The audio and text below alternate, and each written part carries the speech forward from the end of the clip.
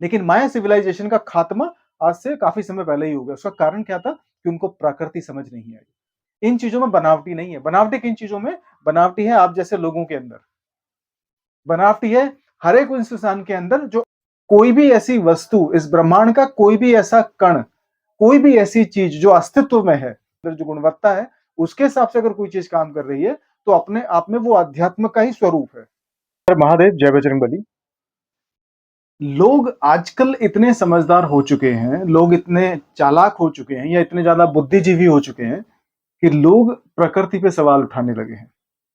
मतलब अपने आप पे सवाल उठाना उनके लिए थोड़ा सा मुश्किल है, क्योंकि अपने आप पे वही व्यक्ति सवाल उठाएगा जो अपने आप को थोड़ा सा मूर्ख समझता होगा, जो ये समझता होगा कि हाँ, मुझे कुछ नया सीखने की जरूरत है।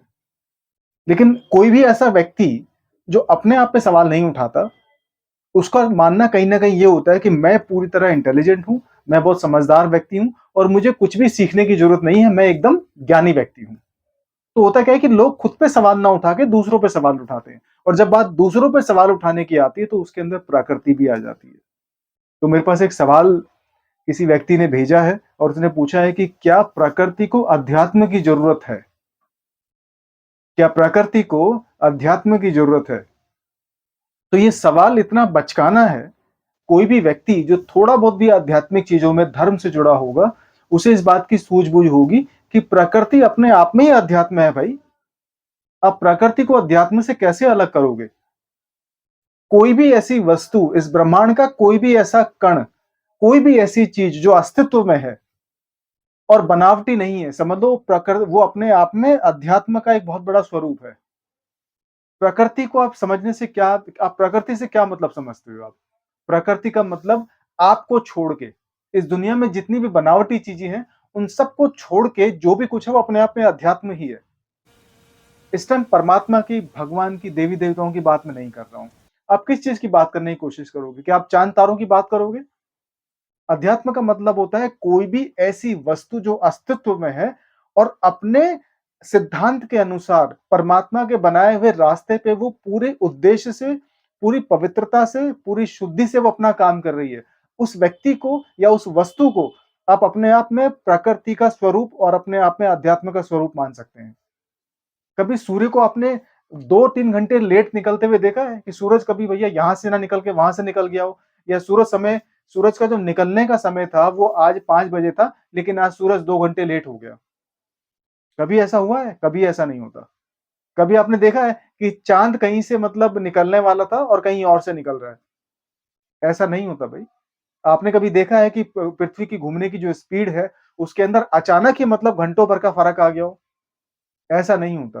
क्योंकि ब्रह्मांड में कोई भी ऐसी चीज जो बिल्कुल पवित्रता से, अपने अंदरूनी काबिलियत के अनुसार, प्रकृति और ब्रह्मांड के नियमों के अनुसार दी हुई जो गुण है, उसके अंदर जो गुणवत्ता है, उसके हिसाब से अगर कोई चीज काम कर रही है तो अपने आप में वो अध्यात्म का ही स्वरूप है। अध्यात्म का मतलब ये नहीं होता कि आप जाके गुफा के अंदर कहीं बैठ जाओ और आप परमात्मा का नाम लेते रहो। वो एक तरीका हो सकता है, लेकिन सिर्फ वही तरीका नहीं है। अध्यात्म का तरीका ये नहीं कि आप भगवत गीता को पढ़ के और आप मतलब श्लोक आपने याद कर लिए और आप लोगों को चुप कराते घूम रहे हो कि नहीं भैया मैं आपसे ज्यादा ज्ञानी हूं। नहीं, यह अध्यात्म नहीं है, यह अहंकार का तरीका है, यह अहंकार की एक निशानी हो सकती है। प्रकृति में कोई भी चीज जो सिर्फ अपने तरीके से काम करती है, बिना किसी दूसरी चीज को नुकसान पहुंचाए, वो अपने आप में प्राकृतिक है और वह अपने आप में अध्यात्म का एक बहुत ही सुंदर और बहुत ही शुद्ध और बहुत ही पवित्र रूप है।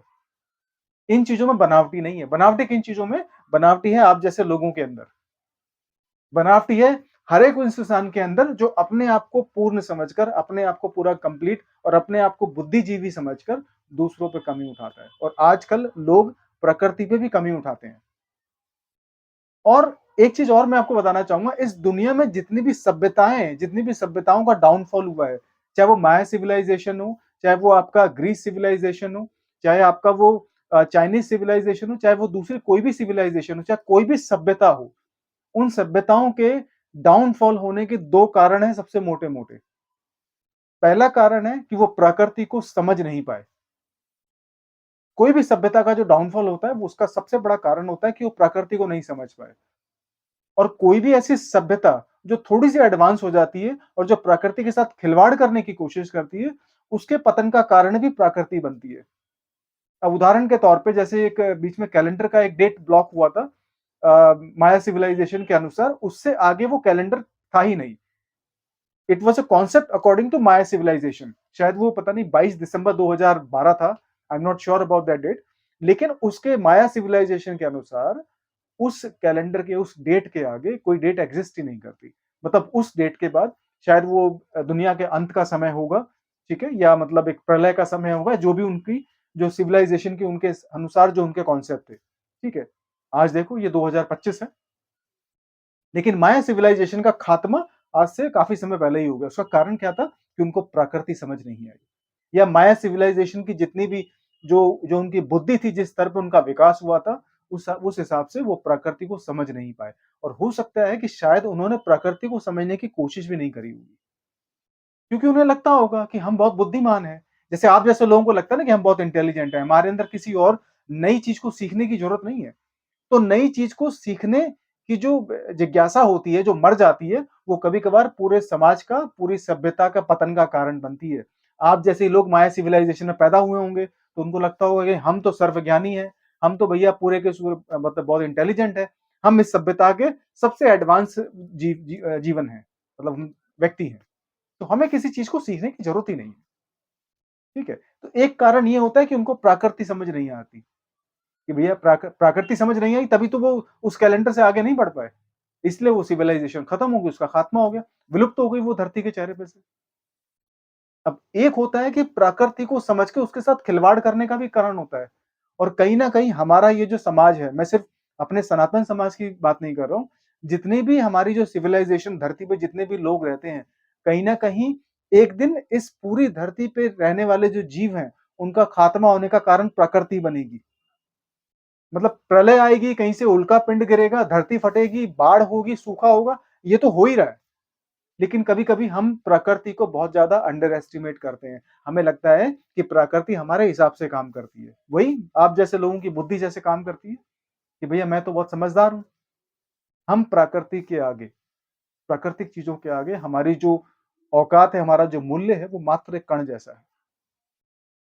ठीक है?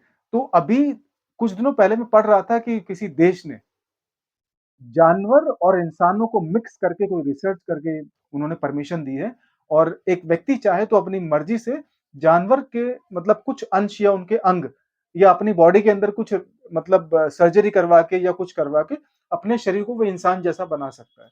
तो शुरुआत हो गई है प्रकृति से छेड़छाड़ करने की। मतलब हम लोगों ने रॉकेट बनाया, हम लोगों ने मशीनें बनाई, हम लोगों ने मतलब अनाज उगा के और अपने आप को यहाँ तक लाने में जितनी तरक्की कर सकती थी, हम लोगों ने कर ली। हम लोग स्पेस तक चले गए, हम लोग मतलब चाँद तक चले गए, पूरी दुनिया की एडवांस टेक्नोलॉजी बहुत अच्छे लेवल पे काम कर रही है। लेकिन हम लोगों ने चीज़ों से छेड़छाड़ करनी भी शुरू कर दी है। तो कहीं न कहीं जब बहुत ज़्यादा एडवांसमेंट होती है, तो कहीं न कहीं डाउनफॉल भी होता है। तो मैंने कहा था कि प्रकृति को ना समझने का कारण भी सभ्यता का अंत हो सकता है, और प्रकृति के साथ छेड़छाड़ करने का कारण भी जो होता है वो सभ्यता के अंत का कारण बन सकता है। और प्रकृति अपने आप में ही बहुत बड़ी शक्ति है, प्रकृति अपने आप में ही अध्यात्म है, क्योंकि प्रकृति में कुछ भी बनावटी नहीं है। बनावटी आप और हम जैसे लोगों में होता है, जो वास्तविकता को नहीं समझते, ठीक है? जो भौतिक दुनिया को कैसे काम करती है ये नहीं समझते, जो अध्यात्म को अंडर एस्टिमेट करते हैं और जो परमात्मा के बनाए हुए नियमों को अंडर एस्टिमेट करते हैं, उनके लिए प्रॉब्लम क्रिएट होती है। बाकी कोई भी चीज़ अपने हिसाब से काम कर रही है, जो अपने उद्देश्य से काम कर रही है, वो अध्यात्म का स्वरूप है। वो परमात्मा का कहीं न कहीं उसके अंदर अंश है। हर हर महादेव, जय बजरंगबली।